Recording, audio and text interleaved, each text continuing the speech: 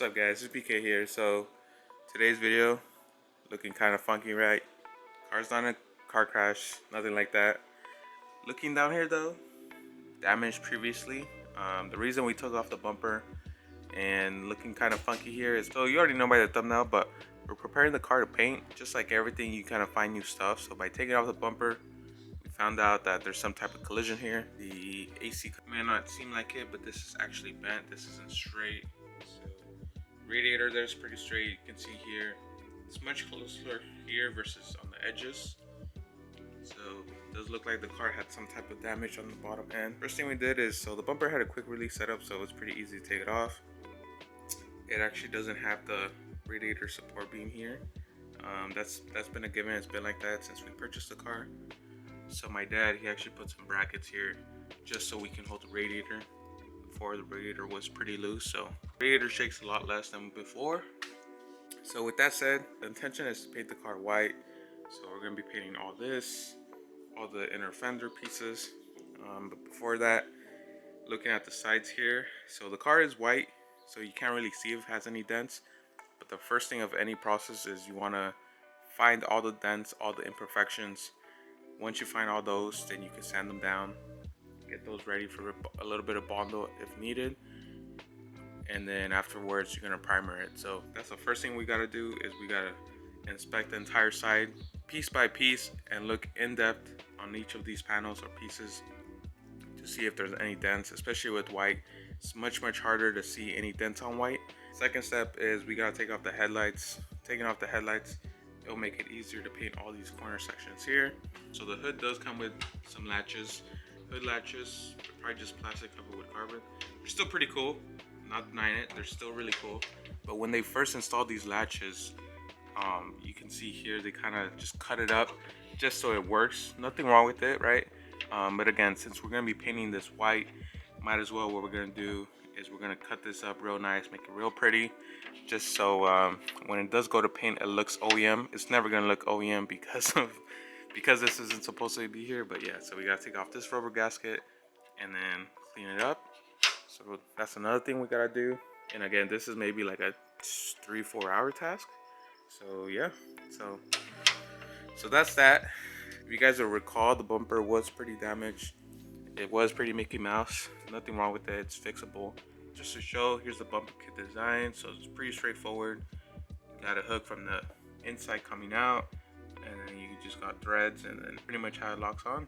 And again, this isn't a one-day process, you know, this is probably gonna be a few weeks. So this video series is gonna be a few weeks of work. Looking at the bumper here, so it's a lot more complicated than, so being white, it looks like it wasn't a big deal, but there's a lot of defects with it. So first off, when they painted this bumper, this is actually gray and this is white. So our assumption is when they installed the lip here, they installed it and then they painted it off. The car is originally gray, so it makes sense why this is gray. On the badge somewhere, I'll let you guys know, but so far, let's assume the front bumper isn't OEM. This lip is not OEM for sure, I can guarantee you that. So looking here, so we put some glue here. So we're using brand 3M, and this glue, this epoxy, pretty much what it does is it allows you to bond plastic back together again, pretty much. So it takes a minute to dry up, so we're gonna let it dry up. We're gonna have it in the sun. Just, you know, again, clean up all this little stuff here. This is where the side skirt gets mounted on. Our custom FK8 brackets here. I think what I'm gonna do is we're pretty much gonna end up just cutting the entire thing just to make it look nice, and then leave the fog lights. Again, this is not OEM at all. This is not supposed to be aftermarket retrofit. These are literally just some custom fog lights we put on. And since we're already here, might as well, since we're gonna be painting it either way, I'm thinking might as well just cut this entirely, make it super clean. And then yeah, so black piece looks real good, not really big problem, so we're probably just spray that black again. Here's some more points of where the lip goes on. So all this is gonna get cleaned up, you know, we have double-sided tape here. It's really just a process. H badge here, fix this up, clean it up. So overall it looks pretty good. Not really any major defects or scratches previously before. So I think it was on the lip. You guys saw my last video. if you guys remember, we had some big scratches here on this.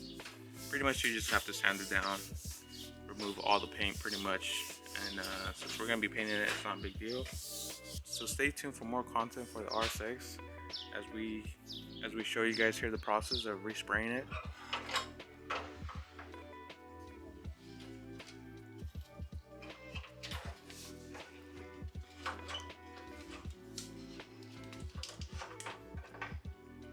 So this fender was pretty beat up, so I'll show you guys right now, but that side had some major dents, and it still has it, but he's trying to do as much metal work and welding he can do to fix it without needing to use too much Bondo.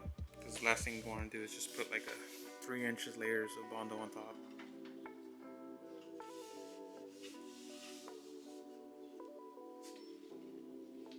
This is where the first major dent was, and then the second major dent was right here.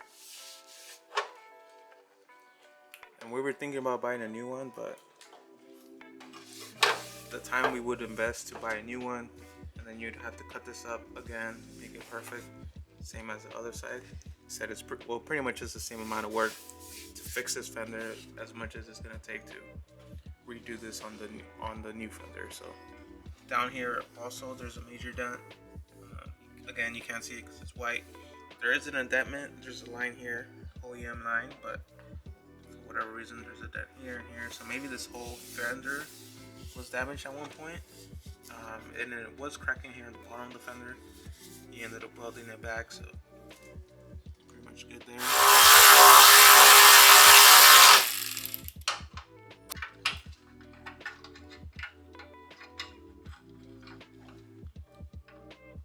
Like I mentioned, so the inside, so currently the car is silver. Originally it is silver. Like mentioned, we're gonna be painting all of this as well, so all of it's gonna be one color. But after tweaking with it some more, we realized that this doesn't align perfectly right. So what we did was grab a hammer, grab an extension. What I did is I impacted it. And then you guys can see, but it looks a little damage in there. So I had hammer it there so I could get this bracket to kind of go more inwards. And what that does is, by making this bracket go inwards, it's gonna just pull all of it down. So once we do put the final bolt, it's gonna be something like this. So I don't know if this is an RSX thing, but once you put this bolt in, it's gonna be something like that. So you see there, I don't know if it's due to the warped fender or if it's something OEM, but imagine that this is pressed down, the fender's gonna be tilting on this little corner, which it's not something you want, but it's naturally gonna happen. So what I did is by hitting that bracket, hopefully it tightens up everything else so it doesn't look as bad. But it was much worse before. This was kind of like somewhere over here.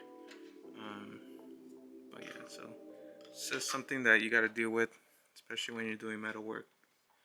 One little impact kind of modifies everything. I'll show you guys the other side so you guys can see what I mean. So on the driver's side, if you see, same thing. Ideally, you'd want this little push downwards so it's kind of flush. But there is no bolt or bracket holding it here. So maybe it's an OEM thing. Again, maybe this fender's damaged sometime in its 20-year lifetime. But ideally, you'd want this downwards. So something that we're having an issue on the passenger side. Let's say this fender has never been removed in its lifetime. I bet you the factory, maybe they have some type of machine or equipment that makes this perfectly aligned. So now that we took off that fender side, this isn't perfectly fit no more. And again, it's just due to adjustment and stuff like that. And even this side, we see here that, you know, ideally you'd want it to go down. So yeah, so pretty much today's update where we finished off with the bumpers pretty much ready for primer. This fender, we did the metal work and still got a lot of adjustment to do.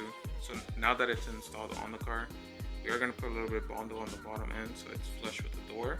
So we did some more adjustments so it gets a little bit better. Gapping is pretty equal here. Gapping here is pretty equal as well. And as you can see, it's still poking out a little bit, right? So let me zoom in here.